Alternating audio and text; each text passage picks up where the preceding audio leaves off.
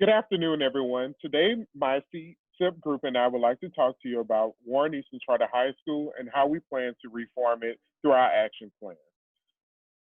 So a little bit about Warren Easton Charter High School. We're going to start off first with a little bit about the school's demographics.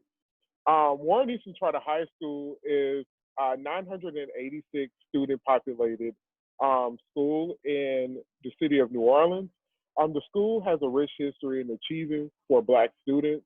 The current makeup of the school is approximately 97% Black students, 2% Hispanic, and 1% of students identifying as multiracial.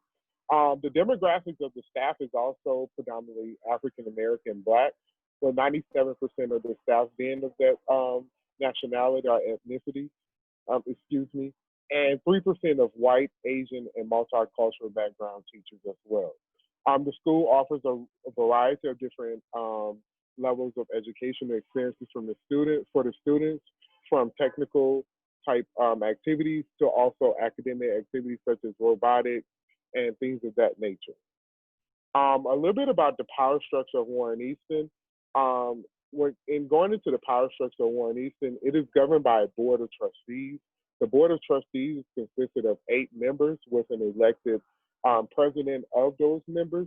The president kind of informs the principal slash CEO of the directives of the board and what they expect the school to do, what direction they want the school to go in, and so forth.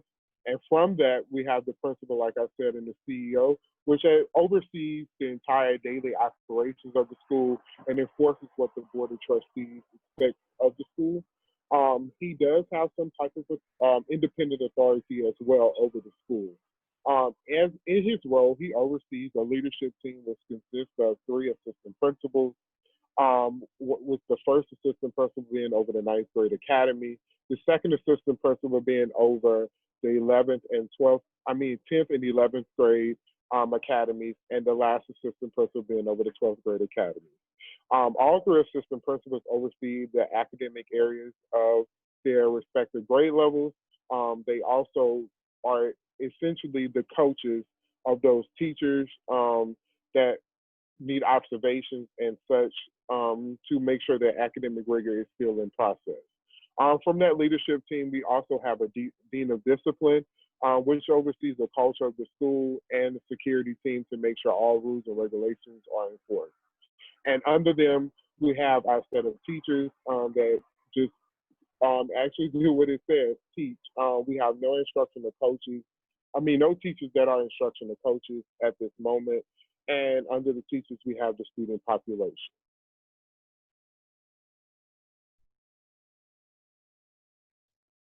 So, even though we are an excellent school academically, we have room to grow in other areas. We have identified symptoms that contribute to our school's problem overall. They are admin as a barrier to school growth, the lack of sense of community within our school. Our school is rated as an A academically, but within this data, we exclude discipline data. We have low staff morale. We lack accountability between our stakeholders, and there's not much consistency around our expectations. So overall, staff is apprehensive of new leadership teams and feel as though they will not be able to keep the historical vision and context of our school, Warren Easton. So when new leadership comes, they are not able to hold the staff and students accountable.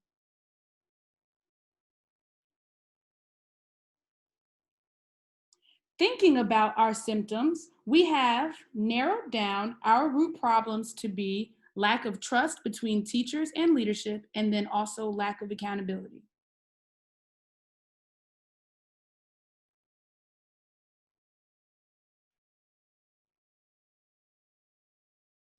So we address the symptoms of the problem and the root of the problem, and we've created some short-term and long-term goals for the school.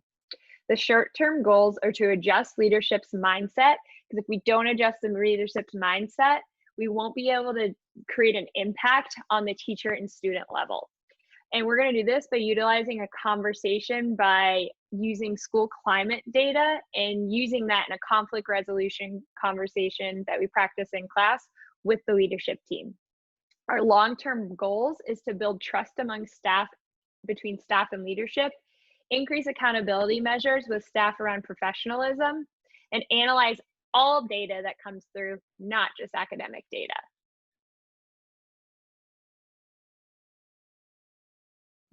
Welcome to Warren Easton 2.0. Through our strategic action plan, we will be changing the overall professional climate at Warren Easton. Our first step will be to gather the benchmark data on staff interactions and the professional climate. We will do this through Google Forms, the TNTP survey, walkthroughs, and personal interviews. By we, I'm referring to the principal and the board of directors. With that, we will then analyze the data and feedback with the administrative team, consisting of our 3 assistant principals, principal, board of directors. With that, as a principal, facilitate a controversial conversation that must happen. We need to look at our current professional expectations and what our desired norms would be. From that conversation, we will utilize our shared vision and we will actually produce it in written form for those professional norms and expectations that we can then share with the staff. We will share this vision at a whole staff school-wide team bonding retreat, and then we have plans to incorporate community and culture professional development into our academic calendar. The assistant principals and mentor teachers will schedule weekly climate check-ins with the teachers and holding us accountable to staying on track. The principal will review this data weekly and adjust accordingly.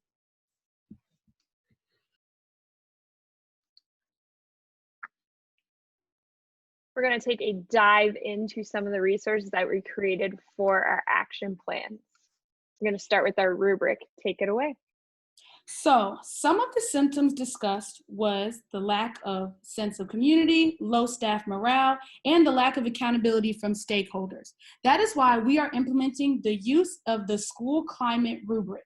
A few important elements of this rubric that is very thorough include shared mission, clear expectations, programs and initiatives, and how successful they are, data collection analysis, social environment for students and staff, rules, norms, team collaboration, and shared leadership. As you can see, the rubric goes from not addressed to sustaining. Our goal is to be at least in the developing stage by the end of the next school year.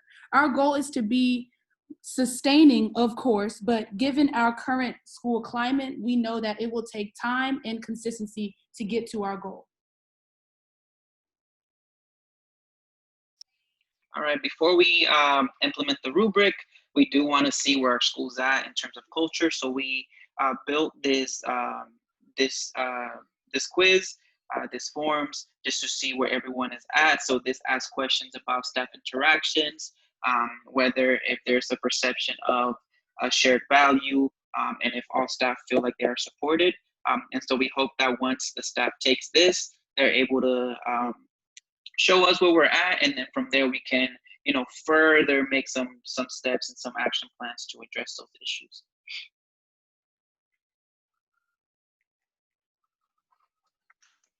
And we spoke about the professional development that will come into play throughout the calendar school year to continue to build this community.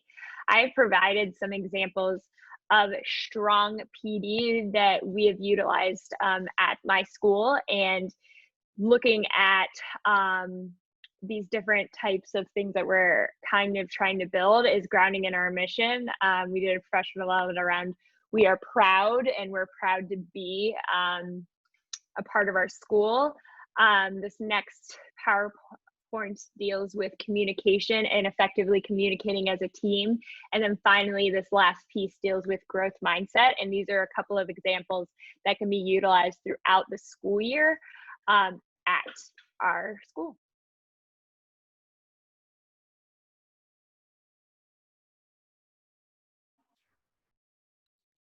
All right, and so we really hope that our action plan has some long-lasting effects, but we're also focusing on the short term, and we hope to see those immediately and see that our staff is actually on board.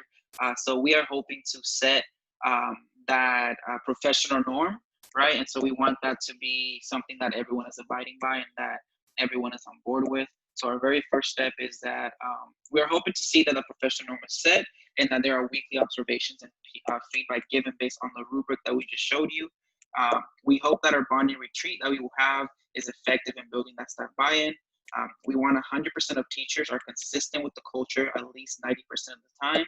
So we want this to be happening, consistently.